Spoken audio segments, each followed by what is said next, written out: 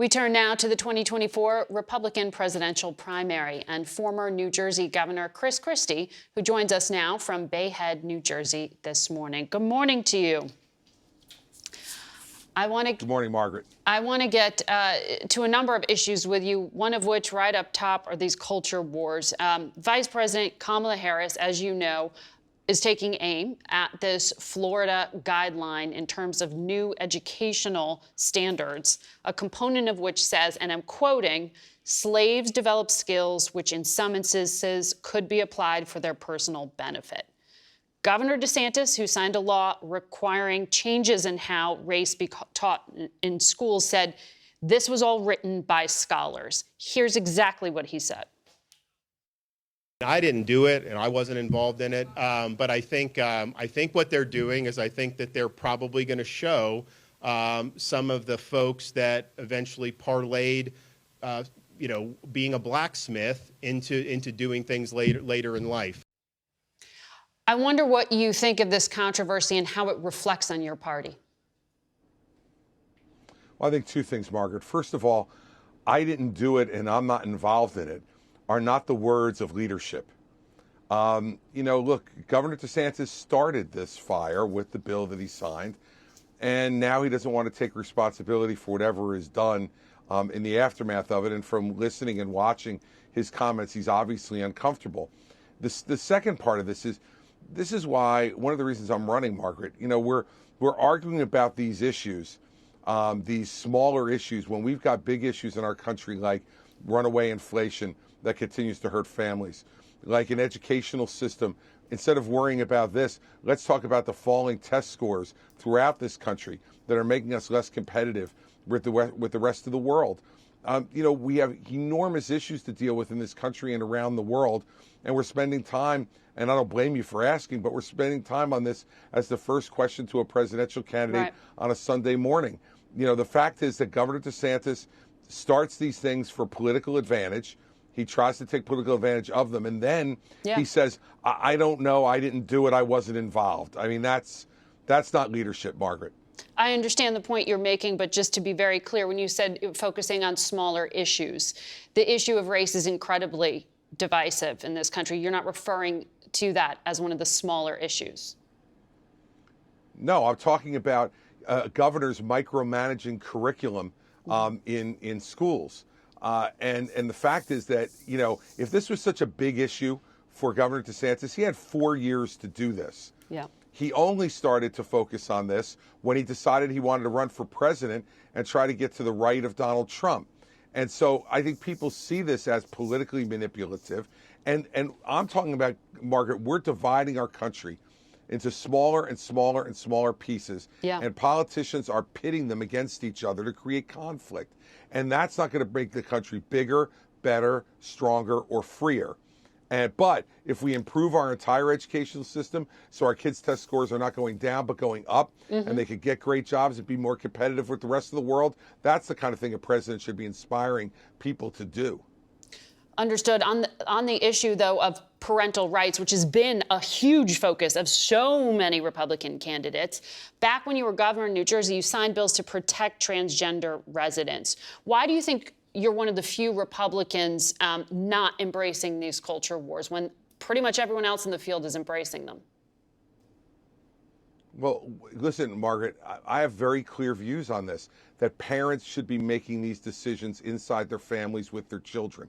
The same way parents should be deciding, in my view, and we're going to be talking about this in the coming weeks, where their children should be going to school and how they should be educated, since our public education system in so many places are failing folks. So I want to be very clear about this. I'm obviously, as a parent, concerned and aware of these issues, but parents should be making these decisions. Parents should be the ones who work with their children to work through some of these difficult problems. And let's remember something else on the transgender issue with minors, Margaret.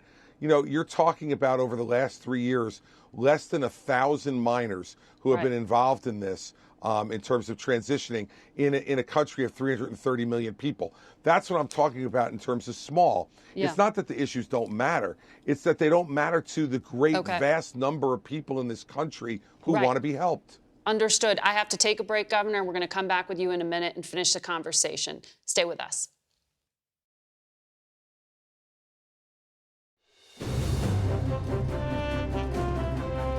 Welcome back to Face the Nation, and we return now to our conversation with former New Jersey Governor Chris Christie, who is, of course, a presidential candidate vying for the Republican nomination.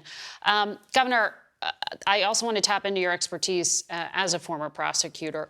There are so many legal issues in this campaign, and I want to ask you about one involving the president's son, Hunter Biden, who's going to appear in court this week to plead guilty to 2 misdemeanor tax charges and will enter into an agreement that could avert conviction on a gun-related charge. The deal has infuriated many congressional Republicans who are holding their own hearings. And I wonder, after this plea happens, if you would advise your party to move on. No, I wouldn't, Margaret, and here's why. The conduct here by the U.S. Attorney in Delaware and by the Justice Department, it just can't be justified. It doesn't take 5 years, Margaret. As you mentioned, I was the U.S. Attorney in the 5th largest office in the country for 7 years during the Bush administration. It does not take 5 years to investigate 2 misdemeanor tax counts and to dismiss a gun charge. And we need to know what they were investigating and why these are the charges they concluded to. This is not just any person. This is the son of the President of the United States. And while justice needs to be equal, it needs to be equal. And it doesn't appear to me that this is the way to do it. And I would say one thing on the gun charge. I mean, this is a case where Democrats yell and scream for more new gun laws in the country. Yet you hear no Democrat yelling about the fact that Hunter Biden intentionally lied on his gun permit application, mishandled the gun after he received it with a false permit application, and faces absolutely no penalty. Guess what? The guy who sponsored that law was his father, Senator Joe Biden, and that charge carries a 10-year sentence, Margaret. We need to explain, they need to explain to the public why that was done. So no, I don't think it's time to move on. And you know that the U.S. Attorney in Delaware was appointed by former President Trump. On issues... Incompetent, Margaret. It doesn't matter whether, Margaret, it doesn't matter whether you're appointed by a Republican or a Democrat. If your work appears to be incompetent and inexplicable, you need to explain it so we can have confidence in our justice system. And I don't care whether Mr. Weiss is a Republican or a Democrat. He owes the American people an explanation. The former Vice President Mike Pence was on another network this morning and said while the former president's actions on January 6th were reckless, he's not convinced they're criminal. Are you? And why do you think other Republicans are moving away from this traditional sort of law and order identity that they typically embraced in the past? Look, I think because they're afraid of Donald Trump. And look, the fact is, I don't know, and I want to see any indictment that may come. And when I do, Margaret, then I'm happy to come back on and give you a complete evaluation of what I think of the effectiveness of the charges if they come. But what I will tell you is, I heard Tim Scott yesterday say that, like, well, it's not really the president's fault. Well, the president invited them there. He incited them by telling them the election had been stolen. And then he requested that they march up to the Capitol. And of course, like Donald Trump, said that he would march with them and then immediately marched right back to the safety of the White House and watched what went on. Now, I want to see what evidence the special counsel has before I make that decision. I think that's the wise thing to do. But please, for folks, I'm disappointed in Tim that he would be sitting out there saying it's really not the president's responsibility. The president invited them there. Yeah. The president lied to them and told them the election was stolen. The president asked them to march up to Capitol Hill while the votes were to be counted. And the president sat there in the White House and did nothing while the attack went on. Should that amount to insurrection or sedition charges, which we don't know to be the case at this point? Well, Margaret, I loved when I was U.S. Attorney, I used to say, I love the job because only I know what I know. I want to see what all of the evidence is that the special counsel has put together to decide whether I would charge something like that or not. But here's one thing you know for sure. I will not dodge the question, Margaret. When the indictment is out, I will give a flat-out answer about whether I would have charged it or I wouldn't have. And until that time, I think it's irresponsible on either side to do that. Okay. And lastly, the Republican National Committee is urging the former president to appear on the debate stage. I know you will be there. Do you think anything other than these legal issues could be discussed if Mr. Trump is on it? Absolutely. We should discuss, Margaret, why he said he was going to repeal and replace Obamacare and couldn't get it done when he had a Republican Congress. We should discuss why he promised to build a wall across the entire border and completed 52 miles of new wall in 4 years. At that pace, Margaret, he'd need 110 more years as president to finish the wall. Why he said he was going to balance the budget and he added $6 trillion to the national debt in 4 years. Look, people want to have these debates on stage. Go to chrischristie.com and donate to me. That means I'll be on this stage for all of the debates, and I will hold Donald Trump personally responsible for failing us on what he promised us when I was on that stage with him in 2016. Chris Christie, I think we'll be seeing you back here. You've invited yourself a few times. We're inviting you as well, Governor. We now turn to the current governor of the state of New Jersey, Democrat Phil Murphy, who joins us from Middletown. Good morning to you, Mr. Governor. I want to pick up on some of the things we just discussed there, including when it comes to transgender care in your state, because I know your administration has sued 3 New Jersey school districts for adopting policies to tell parents if their children are showing signs of changing their gender identity. Why is Mr. Christie wrong when he says parents are the ones who know best here, and they should be involved? With you, let me say unequivocally, I will not be going to chrischristie.com. Listen, we took these actions because it's the right thing to do to protect these precious young people. This is a complete culture war. And by the way, Chris Christie was really bad for the LGBTQIA plus community, and he underfunded public education by $9 billion with a B dollars. So with all due respect to the governor, I'm not sure he's got much of a leg to stand on. But parents are always involved. It's certainly in our administration. They're always at the table, and they always will be. But let's be smart about this. Let's protect the rights of these precious kids. Let's do things the right way, the American way. And I think if we do that in a spirit of respecting everyone's rights, protecting the LGBTQIA plus community, we'll land in a good place. Well, one of the attorneys for a school board in Marlboro, one of these districts, said that this blocking of a school counselor or a staff member from telling a parent about this is a violation of a constitutional right for a parent to direct and control the upbringing of their children. Why isn't that compelling?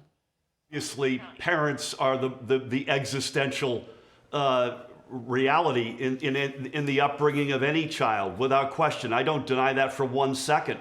But let's not violate the constitutional and civil rights of precious young folks, in many cases, who are coming to grips with life and as they grow up and grow older. Let's be respectful of that. Let's be all in this together, as opposed to this us versus them, this demonizing. And when that happens, invariably, it's the LGBT community that gets, particularly trans folks, who get behind the 8 ball.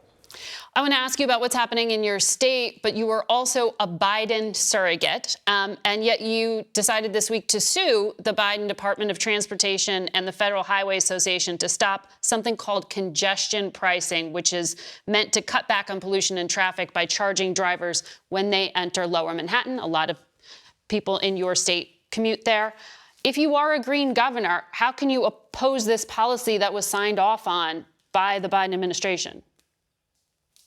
First of all, I support Joe Biden unequivocally. We do so much together. On this one, we don't see it the same way. And at the end of the day, the buck stops with me for standing up for the residents of our state. Secondly, this will worsen pollution in New Jersey. Congestion pricing, the MTA in New York City has admitted it. This is a financial fix more than it is an environmental fix. And the loser here right now are New Jersey commuters and New Jersey communities. And I will not let that stand. We have, in fact, filed a suit against the Federal Highway Administration. God willing, we can land in a good place. And it's not like we don't have good bona fides, Margaret. We have the #1, since we got here 6 years running, the #1 environmental track record of any state in America. We care deeply about it. This is bad for the environment. in New Jersey, not good for it. If it's bad for the environment, then tell me why the MTA said that the 4,000-page environmental assessment was supervised at every stage and specifically approved by the Biden administration. The governor of New York says this thing is happening. Environmentalists have studied it. Yeah, not so fast, with all due respect. They took a shortcut at the Federal Highway Administration. What they should have done with us at the table, given how this impacts New Jersey, and this is what we're suing for, is to do what they call a full-blown environmental impact study. Now, it may take a while, but it's worth it. And at the end of the day, listen, if we had had the 2 new rail tunnels built under the Hudson River, which, by the way, Chris Christie canceled, or if we had the shiny new Port Authority bus terminal, which, again, he dragged his feet on, we'd be in a different place. Our commuters would have alternatives. Those alternatives finally are coming to pass, but it'll take a while longer. At the moment, those don't exist. That was an interesting turn back to Chris Christie on that. I'll give you that. On the politics front, since you're there, I lived in New York a long time, so I know this issue. But for those who are elsewhere in the country, let's go national here. Nikki Haley, in particular, has focused in on the Vice President Kamala Harris in a lot of her rhetoric, and she's done it as a way of pointing to President Biden's age. The RNC is posting frequently clips from her speeches, flubs. They are really taking aim at her. Why do you think Republicans have calculated it is a good strategy and that the vice president makes Democrats vulnerable?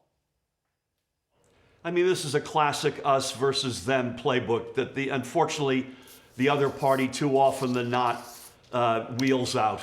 And it's frankly offensive. She is an icon. She is an icon in the South Asian community, in the African American community, among millions of women in this country. I frankly think it's offensive, and I think at the end of the day, it's a losing strategy. Folks want to focus on the strength of our country. The Biden-Harris team has delivered 13 million jobs. It's been over 50 years since unemployment has stayed this low, under 4%. The investment in infrastructure, the investment in communities. Yeah. At the end of the day, the record will win out. All right, Governor, thank you for sticking with us. And I know we've had audio issues, so I appreciate your patience. We'll be right back.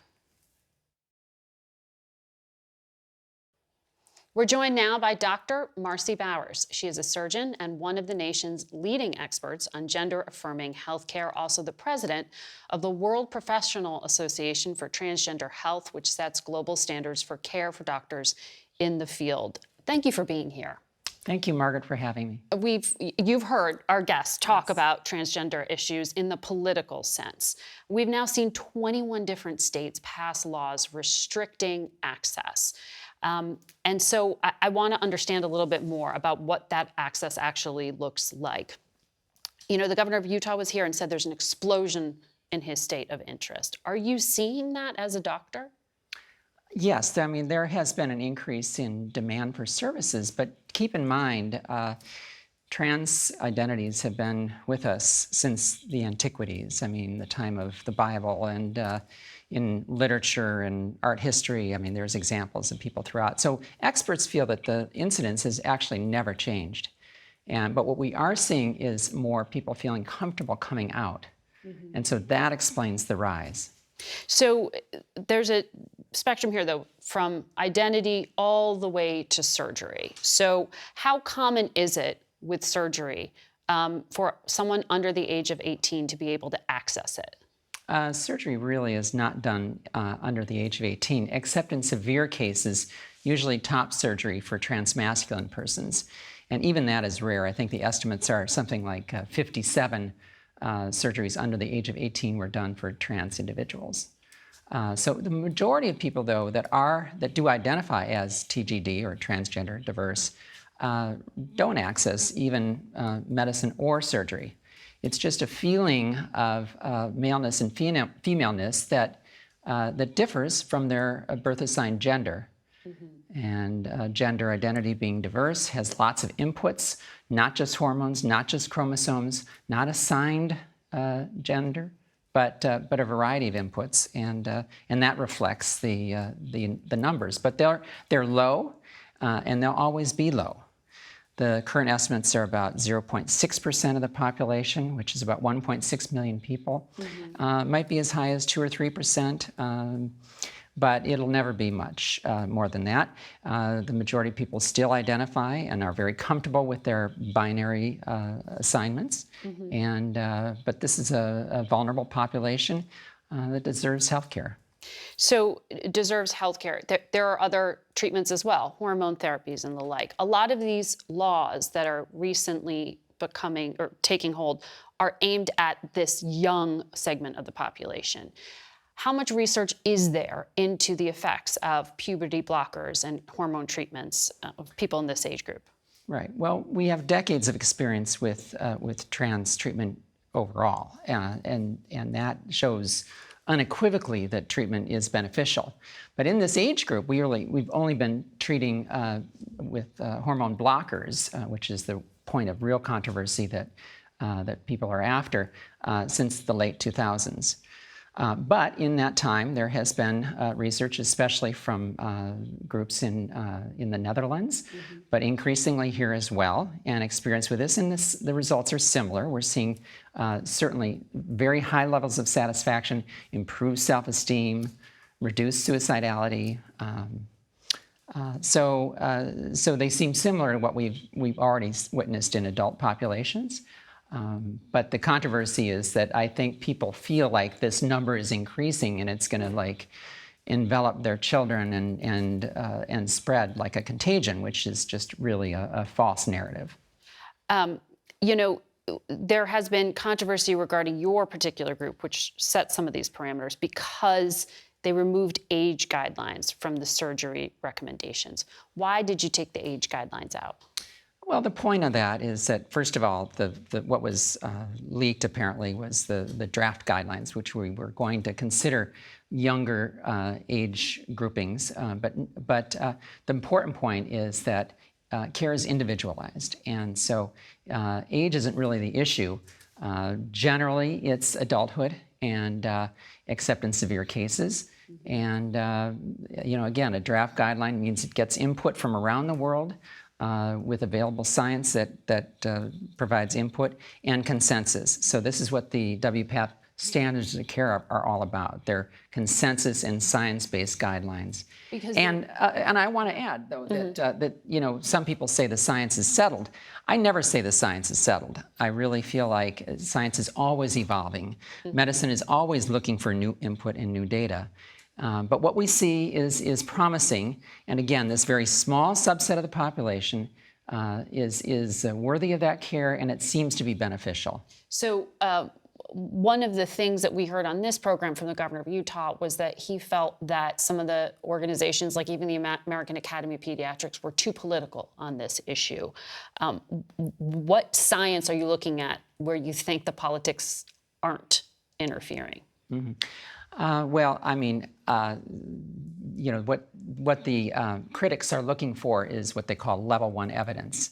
Now, level 1 evidence would require a systematic review of all randomized controlled studies in this area. And if you look anywhere else in medicine, about half of what we now accept as routine treatment in any field is not guided by level 1 evidence. Level 1, take for example, cancer treatment or cleft palate surgery, diabetes care, none of those have level 1 evidence.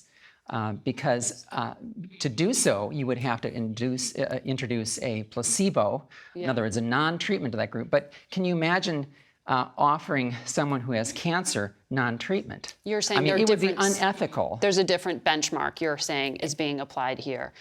Doctor, thank you for your explanations. I appreciate it. Thank you. We'll be right back. We turn now to Ukraine, where the Russians have staged unrelenting attacks on the port city of Odessa. Our Charlie D'Agata filed this report from the region.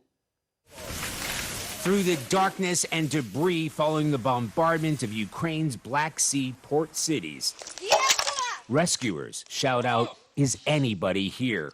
Even in the daily reality of war, it's still hard to see civilians bearing the brunt of it. In rare access to recaptured territories, we pass through the ruins of Vremivka. Pre-war population 1,300, now just 15 people, including Victor and Lubia, who happily invited us in amid the constant thump of artillery rounds. These explosions don't bother you? No, those are far away, Lubia reassures us. For us, this is like silence. You call it silence. Wow. But Victor says it wasn't that far away that morning, with helicopters hovering overhead in support of ground troops. Lubia's smile never disappeared, even as she cut flowers for her 92-year-old mother, who passed away over the winter. Soldiers helped bury her in the yard. The graveyard was too dangerous. We eventually made our way to the neighborhoods recaptured by Ukrainian troops in recent days. Here, on the very edge of newly liberated territory, not a building has been left untouched. The Ukrainians have managed to push the Russian front line back, but the Russians keep attacking what's left of this place. They call areas like this the zero line, frontline towns and villages under constant bombardment, like Orkiv. We last went there in May when we met Deputy Mayor Svetlana Mandrich, running a community center for residents who chose to stay despite the incredible risks. This is like a little village inside a village. It's like civilization amid all the devastation, she said back then. That's until around 2 weeks ago, when a direct hit from a guided Russian missile destroyed everything, killing 7 and injuring 13. Svetlana had just left 20 minutes before the strike. Добрий день. Добрий день. Добрий. I'm glad you're okay. But she's not okay. She's only now found the strength to talk about it. When we last saw you, you were very positive, very optimistic, very proud of that center. Today you look broken. Ну, я не зломлена.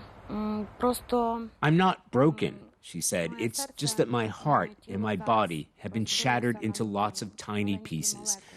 But I am not broken. That's our Charlie D'Agata in Ukraine. That's going to do it for us today. Until next week. For Face the Nation, I'm Margaret Brennan.